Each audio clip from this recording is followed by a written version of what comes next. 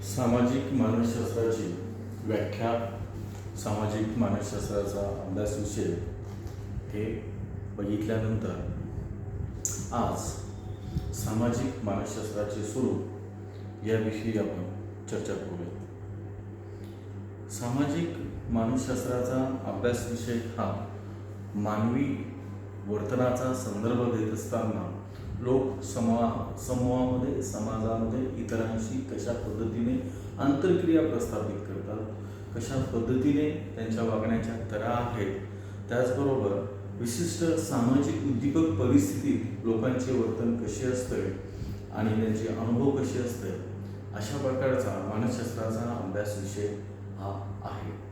सामाजिक मानसशास्त्राचा अभ्यास विषयावर भर जर म्हटला तर सामाजिक उद्दीपक परिस्थितीमध्ये व्यक्तीस येणारे अनुभव, व्यक्तीचे विचार, भावना आणि वर्तन याशी निगडीत आहे. तर येथे पूर्ण सामाजिक वर्तनावर अधिक भर देण्यात आलेला आहे. म्हणजे पूर्वी आपण समूह वर्तन आणि समूह मन किंवा अशा प्रकारचा जो अभ्यास विषय होता तो कालबाह्य झाला आणि आज लोक समाजामध्ये कसे वापरतात, इतरांशी कशा पद्धतीने आंतरक्रिया प्रस्थापित करतात यावर मानसशास्त्राचा अधिक भर दिलेला आहे. म्हणजेच प्राचीन पारंपरिक सामाजिक मानसशास्त्राचा अभ्यास विषय हा समूह वर्तन आणि समूह मन अशा स्वरूपाचा होता, तो आज कालबाह्य ठरलेला आहे.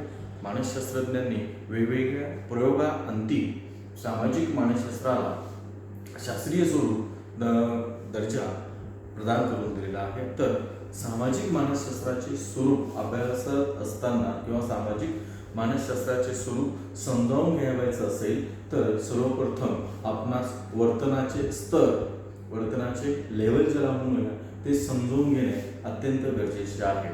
सामाजिक मानसशास्त्रात मानवी वर्तनाचा अभ्यास सामाजिक संदर्भात केला जातो. म्हणूनच याचा विचार करत असताना वर्तनाचे स्तर जे आहेत ते 3 विभागामध्ये विभागण्यात आलेले आहे. पहिला व्यक्तिवर्तनाचा व्यक्तिगत स्तर. व्यक्तिगत स्तरमध्ये मानवी वर्तनाचा सामाजिक दृष्टिकोनातून अभ्यास केला जात असला तरी प्रत्येक व्यक्तीचा विचार यामध्ये केला जातो. व्यक्तीच्या अभिवृत्ती, व्यक्तीच्या सवयी, मूल्य, मानदंड, मते, विचार यांचा विचार हा सामाजिक मानसशास्त्रामध्ये केला जातो. एखाद्या घटकाला किती बहुमत मिळाले असले तरी आपण असं म्हणतो की बहुमत मिळालेले आहे, तर त्यावेळेस प्रत्येक व्यक्तीचे व्यक्तिगत दिलेले मत असते. एखाद्या बहुमताचा ज्यावेळेस आपण किंवा सामाजिक मानदंडाचा, मूल्यांचा ज्यावेळेस आपण विचार करतो तेव्हा ती सामाजिक मानदंड किंवा मूल्य ही एक कॉलेक्टिव्ह स्वरूपात दिसून येतात, सामूहिक स्वरूपात दिलेले येतात. त्यावर दिलेला जो विचार असतो, मत असतं, अभिप्राय असतो, हा प्रत्येकाचा व्यक्तिगत स्वरूपाचा असतो, वेगवेगळा असतो व त्या सगळ्यांची गोळा बेरीज करून आपण बहुमत काढत असतो आणि त्या बहुमतातून एखादा मूल्य, एखादं तत्व हा अंगीकारत असतो. म्हणजेच समाजातील मूल्य, चालीरीती या बदलत असतात. ज्यावेळेस आपल्याला असे वाटते की ह्या बदलणाऱ्या अभिवृत्ती आहेत, बदलणाऱ्या चालीरीती आहेत, तर अशा वेळेस त्यावेळी आपण त्या ठिकाणी प्रत्येक व्यक्तीच्या मूल्यामध्ये, अभिवृत्तीमध्ये बदल झालेला दिसतो किंवा जर बदल झालेला असतो. म्हणूनच व्यक्तिगत स्तराचा उल्लेख हा सामाजिक मानसशास्त्राचं स्वरूप बघत असताना, समजावून घेत असताना एक गोष्ट, एक बाब लक्षात घ्यायला हवी की प्रत्येकाचे जे विचार, मूल्य, भावना, अभिवृत्ती असतात ह्या व्यक्तिगत स्वरूपाचे असतात आणि ते आपण इतरांवर प्रक्षेपित करत असतो, इतर त्याचं मूल्यांकन करत असतात आणि त्यानंतर तो विचार हा पुढे रूढ होत असतो. दुसरा वर्तनाचा स्तर आहे तो म्हणजे व्यक्तीमधील असलेल्या आंतरक्रियांचा स्तर. समूहात राहत असताना मनुष्य समाजशील प्राणी आहे असं आपण नेहमीच म्हणतो. अशा वेळेस समूहात राहत असताना प्रत्येकाच्या आंतरक्रिया घडून येत असतात. व्यक्तिमध्ये परस्पर होणाऱ्या आंतरक्रिया हाच सामाजिक मानसशास्त्राचा अभ्यासाचा केंद्रबिंदू समजला जातो. कधी व्यक्तीचा इतरांवर तर कधी इतरांचा व्यक्तीवर प्रभाव पडतो. व्यक्तीच्या इतरांवर पडणाऱ्या प्रभावामध्ये तसे गुण असणे देखील जरुरी असते. नेतृत्वस्थानी असणाऱ्या व्यक्तीचा इतरांवर प्रभाव पडत असतो. आपण आपल्या नेत्याचे म्हणणे अनुयायी लगेच ऐकतात. आईवडिलांचा, शिक्षकांचा मुलांवर प्रभाव पडतो. आपला मित्रांवर प्रभाव पडतो. मित्रांचा आपल्यावर प्रभाव पडतो. म्हणजे विद्यार्थी शिक्षक बालक संबंधातूनच अनेक गोष्टी ह्या आपण आत्मसात करत असतो, शिकत असतो. म्हणजे समूहामध्ये ज्या काही आंतरक्रिया घडत असतात, सामाजिक उद्दीपक परिस्थितीमध्ये व्यक्ती अंतर्गत घडून येणाऱ्या परस्पर आंतरक्रियेचा इतर व्यक्तींच्या वर्तनावर प्रभाव पडत असतो, अर्थात त्याच्या गुणधर्मावर प्रभाव पडत असतो. त्याचप्रमाणे इतरांचा देखील त्या व्यक्तीवर प्रभाव पडत असतो. म्हणजे ही द्विमार्गीय आंतरक्रियात्मक प्रभावाची संकल्पना येथे दिसून येते. म्हणजे वर्तनाचा जो स्तर आहे, स्वरूप समजून घेत असताना वैयक्तिक स्तरानंतर आपण इंडिव्हिज्युअल टू इंडिव्हिज्युअल होणाऱ्या आंतरक्रिया आणि त्या आंतरक्रियेचा होणारा प्रभाव हा व्यक्ती विकासावर, व्यक्ती गुणवैशिष्ट्यावर पडत असतो. मग येथे बऱ्याच गोष्टी आपण इतरांच्या सहवासात राहून आत्मसात करतो, शिकत असतो. समूहात घालून दिलेले नीती, नियम, धार्मिक संस्कार, मूल्य यांचा देखील व्यक्ती वर्तनावर हा प्रभाव नेहमीच होतो. आंतरवैयक्तिक संबंध जर सकारात्मक असेल, पॉझिटिव्ह असेल तर समूहातील जीवन हे अतिशय चांगले, सुखमय, सुकर होत असते. म्हणजे दोघांचे जे वर्तन आहे हे चांगले असते. परंतु हे संबंध बिघडले तर त्याचा प्रभाव हा वैयक्तिक जीवनाशी संबंधित असतो आणि त्यामुळे व्यक्ती जीवन सुद्धा येथे बिघडत असते. म्हणजे ही जी द्विमार्गीय प्रक्रिया आहे, आंतरक्रियात्मक प्रक्रिया, मानसशास्त्राचा, सामाजिक मानसशास्त्राचा अभ्यास विषय का व्यक्ती अंतर्गत परस्पर होणाऱ्या आंतरक्रिया, या आंतरक्रियेचा एकमेकांच्या वर्तनावर परस्पर प्रभाव होत असतो आणि त्यातून त्या व्यक्तींचे गुणधर्म, वर्तन प्रभावित होत असते. तिसरा स्तर आहे वर्तनाचा, तो म्हणजेच सामाजिक स्तर. व्यक्ती समूहात राहते. समूहात अनेक गोष्टी आत्मसात करत असते. त्या समूहातून त्याच्या वर्तनावर वळण लागत असते, त्याच्या वर्तनाला दिशा लागत असते.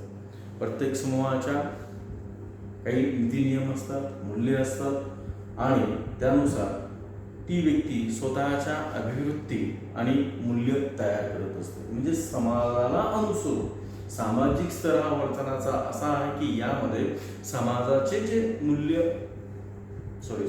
जे नीती नियम असतात, मानदंड असतात, त्या मानदंडानुसार प्रत्येकाची अभिवृत्ती आणि मूल्य हे तयार होत असतात किंवा ती व्यक्ती तयार करत असते आणि त्या बंधनात राहूनच वागण्याचा प्रयत्न करत असते.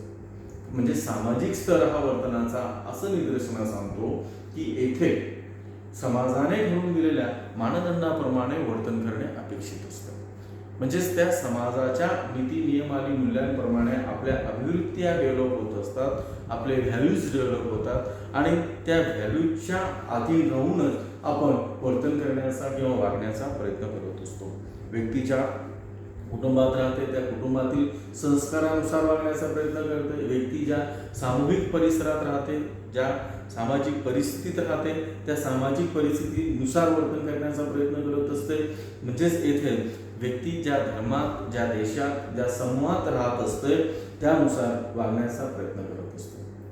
साहजिकच आहे. म्हणजेच व्यक्ती कुटुंबाच्या प्रमाणे वागण्याचा प्रयत्न करते. याचाच अर्थ असा की कुटुंबाच्या प्रगतीसाठी ती प्रयत्न करत असते. म्हणजे विकास हा महत्त्वाचा आहे, ज्याला आपण सस्टेनेबल डेव्हलपमेंट असं म्हणतो की जिचा शाश्वत विकास जो आहे हा व्यक्तीचा शाश्वत विकास हा त्या समाजाने घालून दिलेल्या मानदंडानुसार व्यक्ती वर्तन करते आणि त्यानुसार त्या समूहाची, त्या समाजाची प्रगतीसाठी व्यक्ती सातत्याने प्रयत्नशील करत असते. त्यानुसार स्वतःच्या समाजासाठी, राष्ट्रासाठी आपण चांगलं वर्तन करत असतो. म्हणजेच एक सकारात्मक वर्तनाची जी दिशा आहे, सकारात्मक वर्तनाचा जो पैलू आहे तो मानदंड, ती चौकट आहे, त्या नीती नियम आहेत, त्यानुसार आपण वर्तन करत असतो. म्हणजे वर्तनाच्या स्तरामध्ये एक वैयक्तिक वर्तन असते जिथे आपण त्याला कॉलेक्टिव्ह स्वरूप दिलं जातं. दुसरं आहे आंतरक्रियात्मक वर्तन, म्हणजे परस्पर व्यक्ती आंतरक्रियात्मक वर्तन. आणि तिसरा जो आहे हा सामाजिक स्तर, वर्तनाचा सामाजिक स्तर. यामध्ये आपण समाजाला अधीन राहून वर्तन करून समाजाच्या प्रगतीसाठी आपण सातत्याने प्रयत्नशील असतो. समूहात एकत्म भाव, एकीची भावना, आपुलकीची भावना कशी निर्माण होईल यासाठी सातत्याने आपण प्रयत्नशील असतो. समूहाचे मनोबल टिकून ठेवण्यासाठी व्यक्ती सातत्याने प्रयत्न करत असते. म्हणजे तो समूह कोणताही, कुटुंब समूह असेल, विद्यार्थ्यांचा समूह असेल, शालेय समूह असेल, महाविद्यालयीन समूह असेल, व्यावसायिक समूह असेल, प्रत्येक समूह म्हणजेच एक प्रकारची एक फॅमिली असते. आणि या फॅमिलीमध्ये त्या फॅमिलीने घालून दिलेल्या मानदंडाप्रमाणे व्यक्तीचं वर्तन करणं अपेक्षित असतं, अभिप्रेत असतं. म्हणजे समूहाचे सदस्य, म्हणजे समूह सदस्यांचे वरिष्ठ आणि कनिष्ठ स्तर हे सातत्याने बदलत जातात. अर्थात ज्याप्रमाणे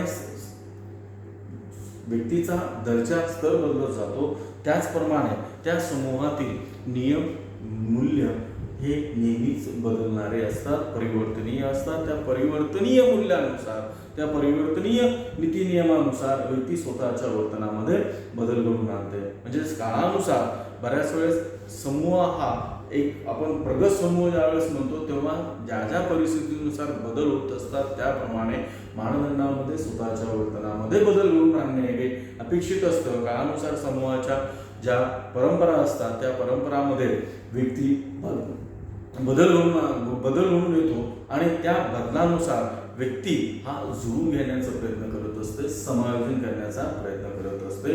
म्हणजेच एक समायोजनात्मक प्रक्रियेतून व्यक्तीच्या अंतर्क्रियेला प्रारंभ होत असतो. म्हणजे वर्तनाचे सामाजिक मानसशास्त्राचे स्वरूप हे स्पष्ट करताना 3 बाबी महत्त्वाच्या आहेत. एक वैयक्तिक वर्तनाचा स्तर, दुसरा आंतरक्रियात्मक वर्तनाचा स्तर आणि तिसरा सामाजिक वर्तनाचा स्तर. या तिन्हींचं जे कॉलेक्टिव्ह आहे सगळ्यांचा अभ्यास हा सामाजिक मानसशास्त्रामध्ये केला जातो. म्हणजेच आपण थोडक्यात जर म्हटलं तर व्यक्तीचा सामूहिक वर्तन, सामाजिक वर्तन, सामाजिक उद्दीपन परिस्थितीत असलेलं वर्तन जे आहे ते बदलणाऱ्या परिस्थितीनुसार, ठरवून दिलेल्या मानदंडानुसार आणि त्याप्रमाणे आपण त्या समूहाशी समायोजन करण्याचा प्रयत्न करत असतो. कालांतराने जर त्या नियम मूल्य बदलत असतील तर त्या बदलणाऱ्या नियम मूल्याप्रमाणे आपण स्वतःमध्ये सुद्धा बदल घडवून त्या सामाजिक परिस्थितीशी समायोजन करण्याचा प्रयत्न करत असतो.